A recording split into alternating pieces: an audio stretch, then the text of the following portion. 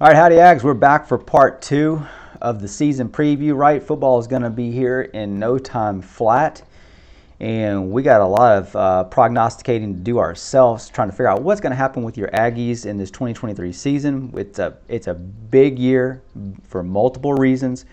We need to make progress. We need to make a bowl game. Quite frankly, we need to do much more than that. We need to do much more than that. Like I told you in the last part, if you haven't watched it, go back over, make sure you understand where we're sitting at. This team is figured to be somewhere between a 7.5 and 8.5 regular season win total team, and that's where they got us pegged. That's 7-5. That's not good. That's not going to cut it for your Aggies, right? 8-4, and we'd probably be let down. 9-3, we'd be thinking, all right, we made some progress. 10-2, you'd be ecstatic. Along with anything above that, that would be just nuts, right? So. Where are we going to be? What can we do? A lot of that is going to center on these matchups when they happen, the dynamics that are happening that week, and how the teams have developed, us and them. We have a lot of thoughts about we're going to get better. And that's typically every fan base's thoughts because, well, we were here last year. We'll grow. We'll grow. And a lot of times that even is thought of because, as you've seen us being talked about, we're returning quite a bit of production ourselves. And so the general thought is, well, you've got more experience, and so you're just going to do better. Well, be quite honest with you. We had some offensive line troubles last year in areas where I thought they were going to be better because the previous year was decent, and I thought we would grow, and we took steps back. So it's no guarantee. So that is true for all teams. So let's get to know these teams. I'm going to give you the best rundown I can of all the information I've been able to compile so I can give you the best idea of what your Aggies are going to be up against if they want to do something better than about that 7-5 or 8-4 total. At the end of all this, again, I'm going to give you my predictions. So make sure you've liked and subscribed. And I'll get you that. I'll come back and give you all my reasoning. And all this is about letting you know, me educating myself as well so that you can understand where I'm at with the reasons why I think that this could be it. You listen to a lot of national pundits, so they take that 30,000 square foot view, and I'm committed to not giving you that. I want to give you as much information so you can be as informative as possible. So, Game 7 is at Tennessee. We're going to go to Rocky Top. And this is a team that wants to represent the East in the SEC championship game. Like I said, they were 11-2 last year, a 10-2 regular season, with losses, I believe, of course, to Georgia and South Carolina. I think jump up and bit them. So that was a little confusing for them, but maybe not so confusing. You look up and down their schedule, and one thing to note, one from last year, one for this year. They didn't have a bunch of tests on the schedule last year that I've saw. You can name some names here and there, this and that, but after Georgia, and I need to go back and look and see when did South Carolina jump up and bite them. But South Carolina was an up and coming sleeping team. They put one together, and they caught them. They did. Interesting lesson to learn in doing these predictions is that tends to be the case a lot of times, especially for your, say, upper tier 2 teams, like I think that we kind of are at this point. Tier 1 teams don't typically have that, but there's very few of them. So your middle to upper tier 2 teams have high volatility and likelihood to getting caught like this, and that could be a part of the recipe for my prediction as well. They get caught by South Carolina. Again, they want to get to the SEC championship game, and we're playing in their house, right? Last year, here's what they've got to do. They've got to replace Hendon Hooker. So he leaves and I believe goes to the Lions. Now, what they're replacing is about 3,400 yards worth of passing offense, 27 TDs. This is kind of a middle-of-the-road performance, I would say. When we get to Mississippi State, talking about Rodgers, you're going to see somebody that's getting up into about the 4,000 range passing, and he was actually, Rodgers, 2021 was even better than that. 3,400 yards. That's I think we did about 3,000 ourselves last year, 2,900, something like that. Not great.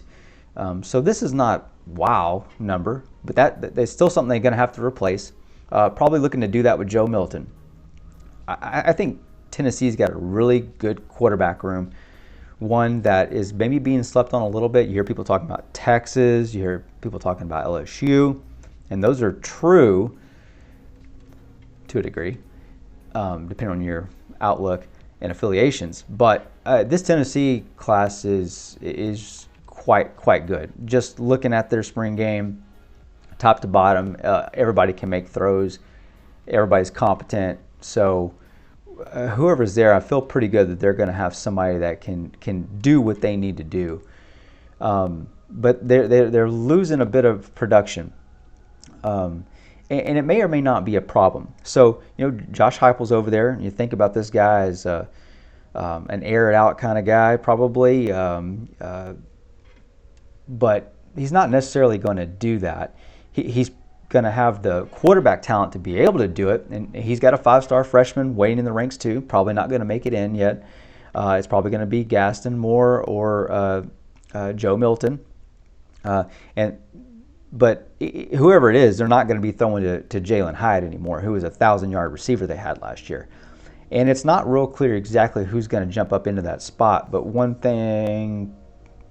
name you may know that has circulated, not necessarily because of Aggies, but Brew McCoy. And this guy's been around. I think he's committed to Texas at one point, jumped over to USC. I lost track from there, and so now apparently he's wound up at Tennessee. But the guy's athletic. I think original 5-star recruit, and they're really wanting this guy to step up. They really want to have somebody to be able to throw to, because it would really complete their attack. They are quite balanced team, or I would say maybe dynamic's a better word. But look, here's what they're wanting to do with you, and here's how they kind of do it. They don't move that fast. They can at times, but they're not just going to get up there and bam, bam, bam, bam, bam, go, go, go, go, go. I don't think that's not their game.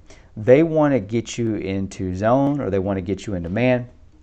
And then what they want to do is they want to keep you there, because Heupel's smart and he likes to work matchups. So, he wants to get a tight end out wide, and he wants to get him on a DB. Or he wants to get you in a nickel situation and bring his tight ends down. He wants to run the ball. And he'll do either one of those. And I really think that's their game to be looking at. They got a true two-horse attack. They have two guys, Wright and Small. They combined for 1,600 yards on the ground last year. That's a lot.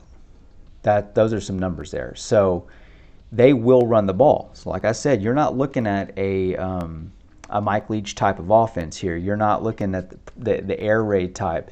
Some similar concepts, maybe even some of the spreads at offensive line, although I doubt that. But like the meshes, the crosses, the quick throws, definitely going to be a lot of that happening. But they are no stranger to running that ball. So we struggled last year with stopping the run.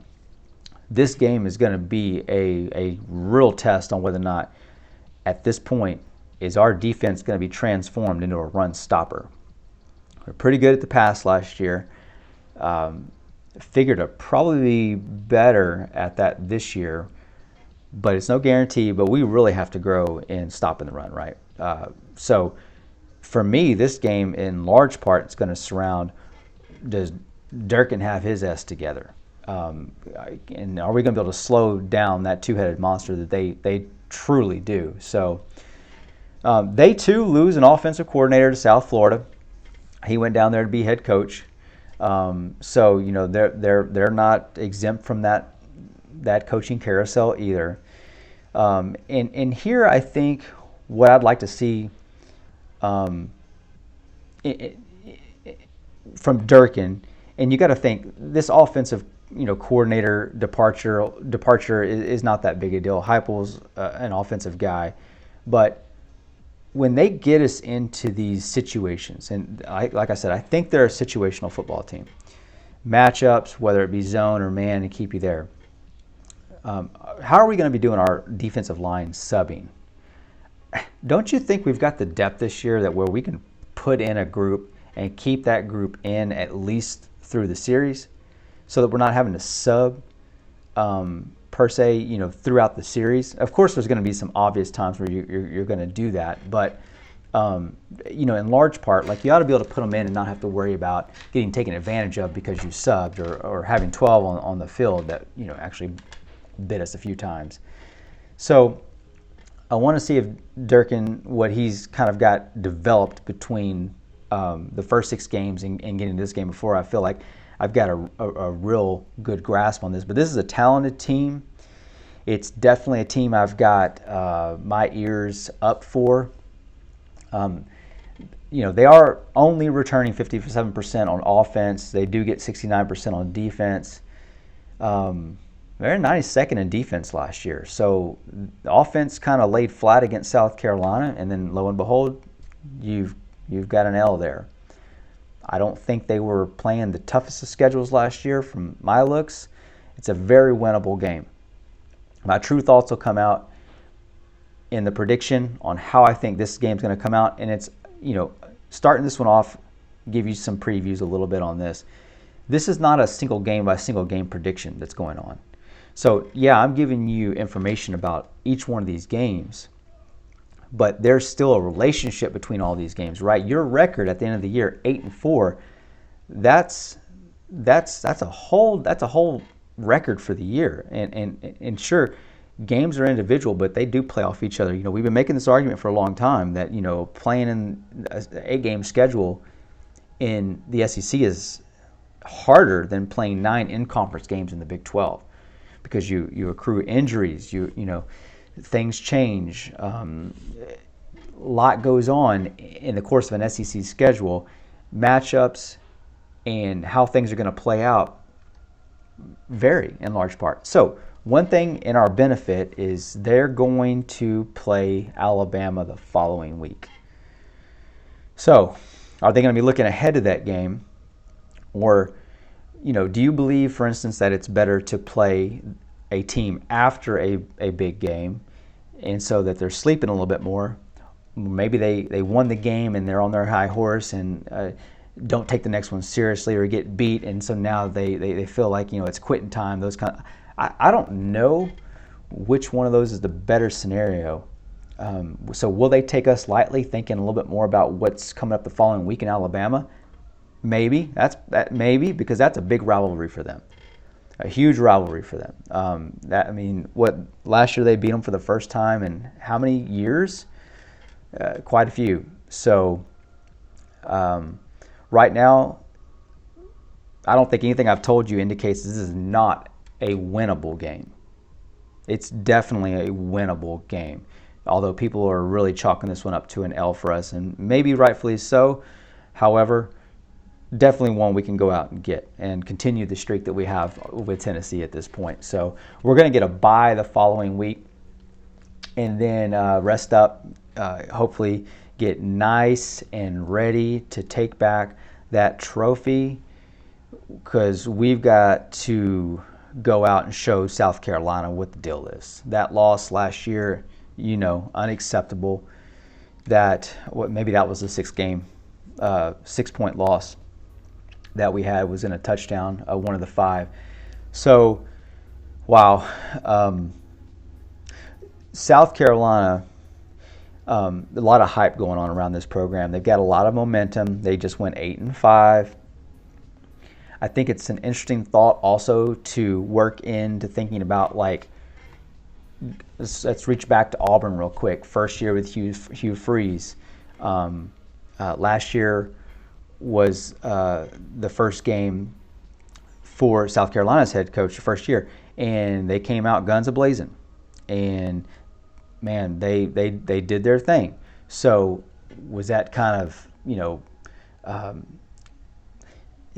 when you have success like that your first year, is that because all the change has been made, you're good now, you're going to continue on this trend, or is that kind of, you find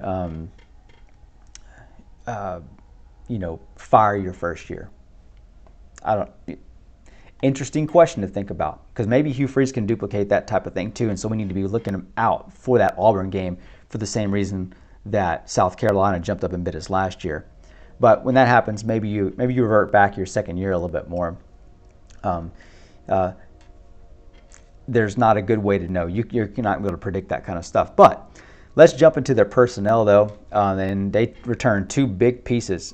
Spencer Rattler, this guy's connecting on 66% of his passes. He's a 3,000-yard plus guy. Remember, talking about other QBs and what they've got to replace. And Hendon Hooker with his 3,400. And Spencer Rattler, it was a 3,000-yard passer last year. They're saying he's going to be an All-SEC candidate. Is that worth the hype? I don't know. Marshawn Lloyd comes back, and this is a bruiser. I did think about Marshawn Lynch the first time I saw him run. He's going to be toting that rock.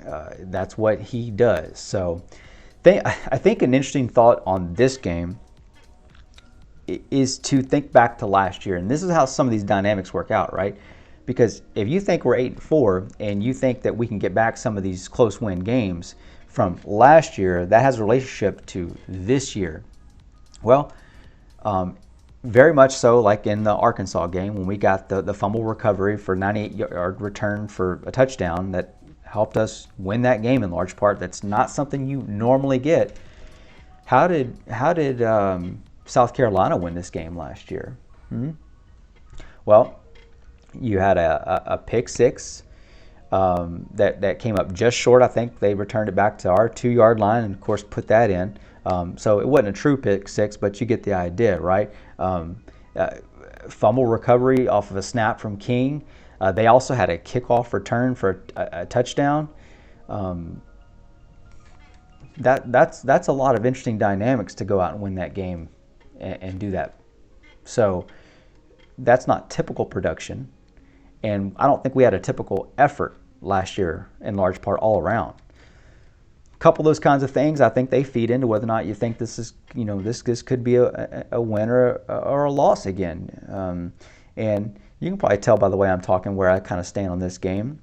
But what you don't know is the games that I think might actually end up being, trap games or games, again, still to watch out. I'm not going to go out and put a certain L or W necessarily on every single game. It's going to be a dance, if you will, to get all these predictions in there. So on offensive line, they're going to replace 2 starters, and defensive line, they're replacing half. They returned 43% of that D otherwise. And it was 89%. I'm sorry, 89th in the country, and so maybe that's a good thing.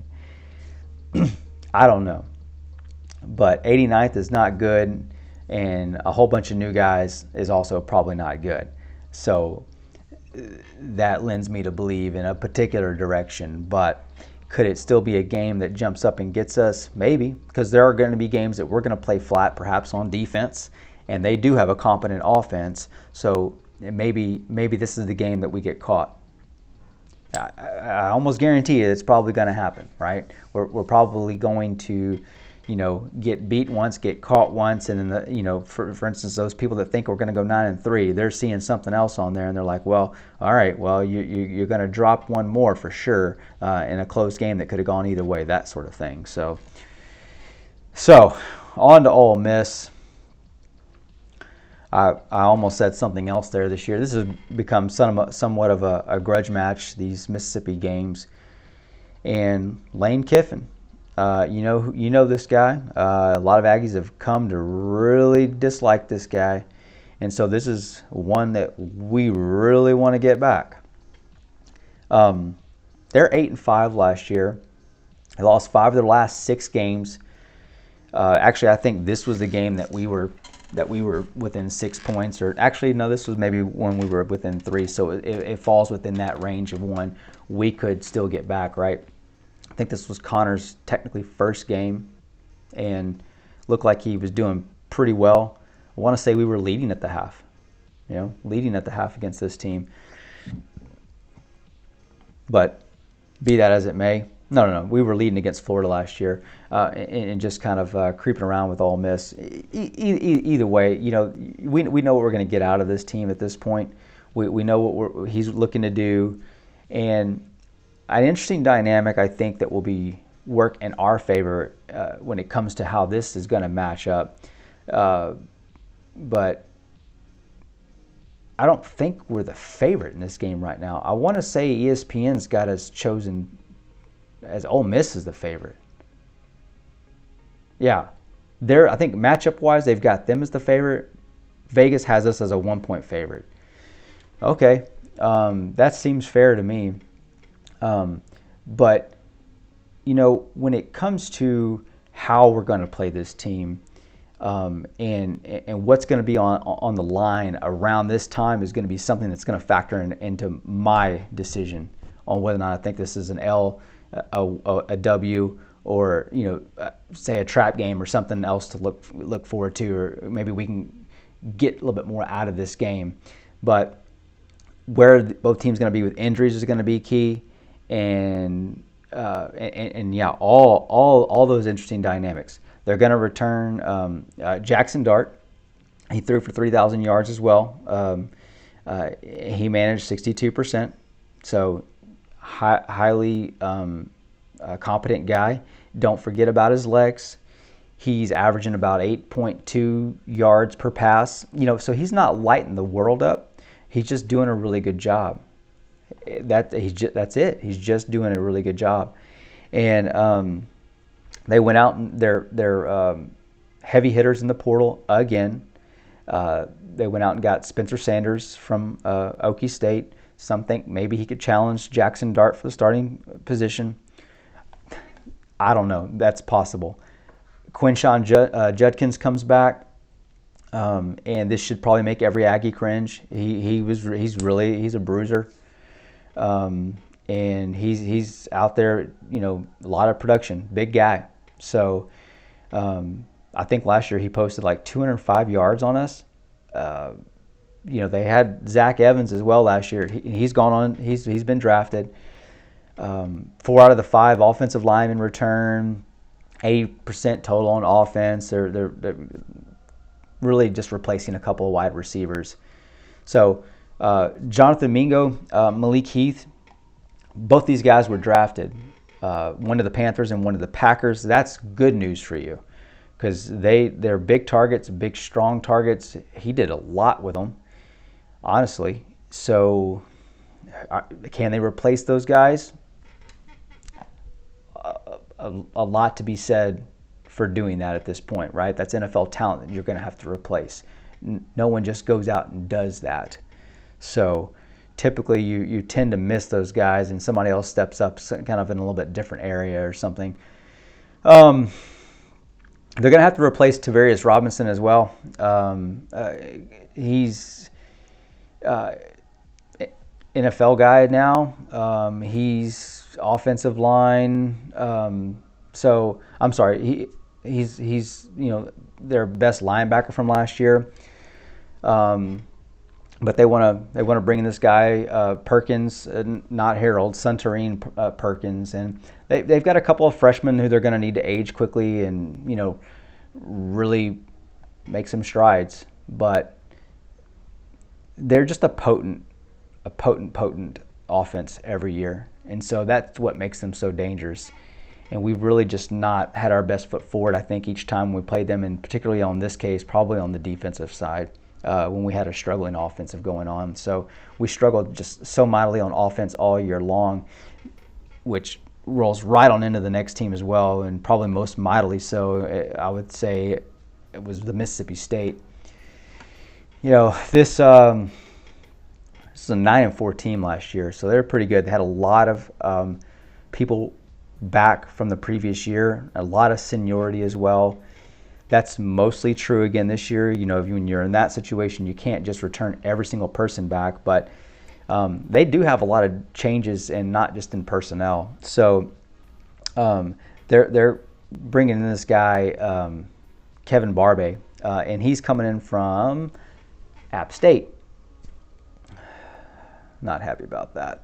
Just don't want to hear that name right now, right? And they ran air raid last year, and this guy is not an air raid guy. They're going to be changing their offense up quite a bit. So from what I've seen, they're actually going to be operating quite a bit more like us. Now, I'm going to jump back to Ole Miss for a second, because a few things I think are going to benefit us, of all the things I've said that are not going to benefit us on these matchups, is how their defenses are going to have to prepare. Our offense is not going to be nearly as easy to prepare for as they have been the last year or two, because Petrino is going to have a lot more going on. Not necessarily more complicated, but there's just going to be more that they're going to have to be. You can't just go and say, this is what they do and this is how they're going to do it, and all right, let's go practice that. They're going to do this, this, this, and this, and then you got to think about this and that, and make these adjustments here and there. That's a lot to prepare for. So that makes it more complicated just in general for them to go out and say run a standard, straightforward defense to stop our offense, which will hopefully just grow our offensive production anyways, give it the boost that it needs. Now, Mississippi State seems to be taking a step back from that. You know, you think about the air raid, you think about how productive it's been for them, and they want to go back to running something like us. Well, that doesn't necessarily mean you're taking a step back in production, right? But they are going to probably become something that our defense has typically been a little better equipped to defend, right? So this is what worried me about the Miami game, is that we've not been so good at defending that offense. Really, we've just been pretty horrendous at it. Mississippi State's going to go away from that. So on the flip side, whereas hopefully we're making it more difficult for defenses to prepare for us, we are going to have it easier, at least in this matchup, to prepare for. That's not a guarantee, but in general, it's something that we're a little bit more familiar with. We're a little bit more acclimated to, and probably better equipped to deal with. We've tried to run 3 down linemen against this team like twice in the last 3 or 4 years. It has not worked out well. Even Elko tried that, right? So I'm hoping Durkin is looking for 4 down linemen all day here, and maybe it makes a lot more sense, and definitely a strong 2 linebacker set with a nickel down close to the line. So that's hopefully going to play into our benefit in large part. What doesn't necessarily is the return of Will Rogers, and this is, like I said, he's almost a 4,000-yard passer. He's on the upper echelon here. He's done more than that 2 years ago, but they took a healthy step back last year and still did 9-4. So if this guy's really up to task this year, it could really be a carving up kind of situation. Our secondary is in flux, right, to a degree. We're not returning Antonio Johnson, and Jalen Jones is out. You could argue that we're going to get some upgrades there potentially, but it's no guarantee. So there's some opportunities for Mississippi State to go and make some strides with this and take advantage of those kinds of situations. So when you've got a guy, though, and it frightens me when a guy's completing nearly 70% of his passes, which that's something Rogers is doing. If he does anywhere close to that again this year, particularly in this game, it's really going to be something that is going to push us. So watch out for this game. Watch out for the Ole Miss game as well. They on offense, they're going to return something like 71%. Like I said, they're even though they're going to change up their offense, their defense is likely different. And in large part, they're only going to return 43%. That's one of the lower totals. That should benefit our offense, right? And our offense is going to be difficult to prepare for a bunch of new guys. I think that plays into a lot of the dynamics, thinking about whether or not these are going to be wins or losses. The national talking heads think that you're going to see, you got this game, and this stretch, and that stretch. And yeah, but all right, but what are those other teams dealing with themselves, right? It's not just 12 games or 8 in conference. There's definitely more going on there. So this game, Ole Miss game, of course, definitely games that we can win. How are the dynamics going to play out? Those are the big questions that I'm going to be trying to answer in the actual prediction part, okay? But I'm going to have to use all this information for that.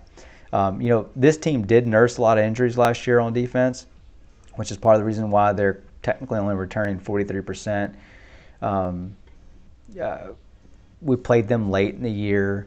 We had to deal with injuries ourselves. A lot of dynamics going on, trying to even come up with reasons why we fell so terribly short. But if you're going to go from last year to this year and call this game perhaps another win, if we're going to go over 8 wins, you've got to figure out how to get to 9 somehow. Well, maybe this is one of those W's, but it's got to be different from last year.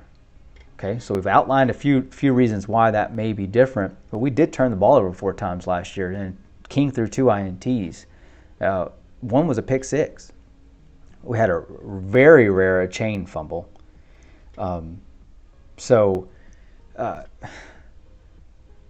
Johnson fumbled as well. I mean, this just now that I think about it, this was our worst game of the year. Just honestly, when it comes to SEC play, this has got to be our worst game of the year, right? So I had previously said that it was Auburn. Obviously, their worst game of the year was App State, but when it comes to in-conference play, one of the two, I think from an offensive standpoint, it's probably Auburn, but from an overall standpoint, this Mississippi State game, just playing, Jimbo harped on execution last year so much, and then we go out and turn the ball over 4 times. I mean, what are you expecting to do with 4 turnovers? So that'll be something we're going to have to clean up.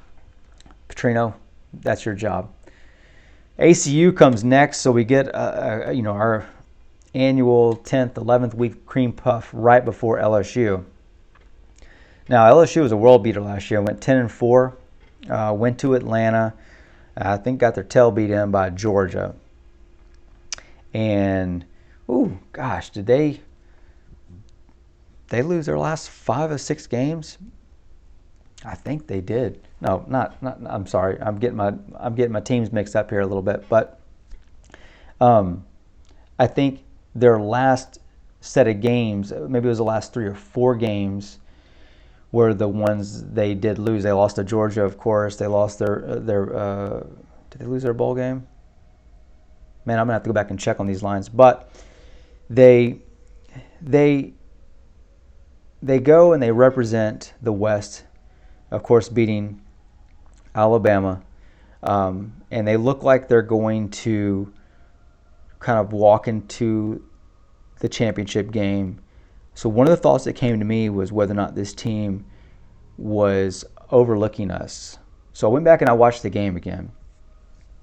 I did not get that sense. I know we've looked at other bowl games. You can, a lot of Aggies can point back to Texas playing Georgia back in 2018. And the Sugar Bowl, and Georgia was kind of, it was been put out there. They didn't really play that game.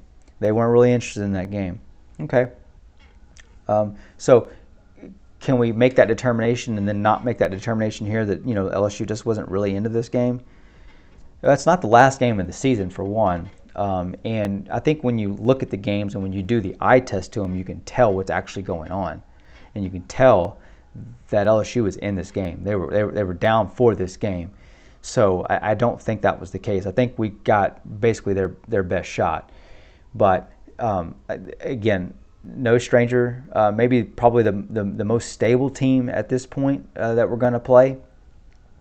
A lot of hype going on with them. And for the last game of the season, for it already to be a 10-point dog on us is interesting. So they're the 10-point favorite. Of course, that's a long ways off. Why would that be? Well, they're returning their quarterback, looking to have his best year. Maybe Nussmeier can challenge Jaden Daniels, but I'm thinking that's a year out. I don't think that's what's happening here. Now, Jaden only threw for 2,900 yards, right? I've been giving you those numbers so you can kind of gauge where these quarterbacks are falling each year. A lot of people think, well, you're going to do that and you're going to do a little bit better. I don't know. This guy, he's really one to watch out for on the ground. Yes, he can throw. I think Nussmeier's the better passer and probably more accurate. But this guy, Jay Daniels, he put up 800 yards on the ground last year. So that's a wrinkle that they're going to probably want to force on every other team to have to deal with and cover. I don't blame them. So Nussmeier's a sophomore. Jaden Daniels a senior. I look for Daniels to probably be the starter again here. We'll find out. But if it ends up being Nussmeier or something happens to Daniels, because I think he did have some injury last year where Nussmeier did have to come in. But Nussmeier's accurate. He's strong. He's complete. And he's kind of a Max Johnson type where he's a little bit elusive and you wouldn't think he can kind of do some stuff with his feet, but he can. So, but they are losing a fair amount of stuff that they're going to have to replace. So you got Karen Lacey, Malik Neighbors, and Butte. Well, the first two I believe are coming back. Butte is gone, and that was the name we knew from last year. He's going to the Patriots. So last year, and this is big in Tiger forums right now, they played without their stud D tackle Mason Smith. They figure he's back, and they figure that he is going to make this defense what it was supposed to be. They lose 3 from the secondary. This is where they're most concerned. So like Ojulari, somebody else they lose at linebacker to the Cardinals. Baskerville's going to go to the Bears as well. So they're losing a lot on the backside. A couple linebackers and 3 in the secondary. So they got a lot to figure out on defense. For me, thinking about those non-personnel, non-numbers type of situations and those dynamics, for me, this game is going to boil down to what's on the line at this time of year. Do we have anything on the line? Are we trying to make a statement? It is still technically a rivalry game. If I'm not mistaken, they've really felt that in the last few years, right? So it's becoming a little bit more of a grudge match. We are playing in Death Valley, so that's got to be taken into account. You know, you figure that to probably be a night game. That's going to be difficult. If there's something on the line there, maybe game day wants to go back.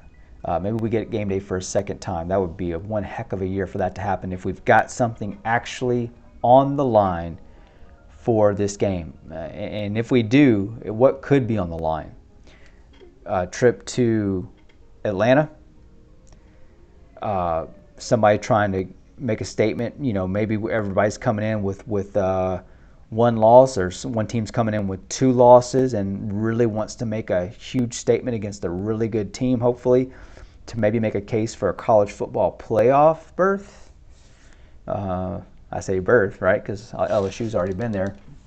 So maybe we got something to play for this time of year. Maybe those are playoff implications. I think that is going to have a lot to do with this game.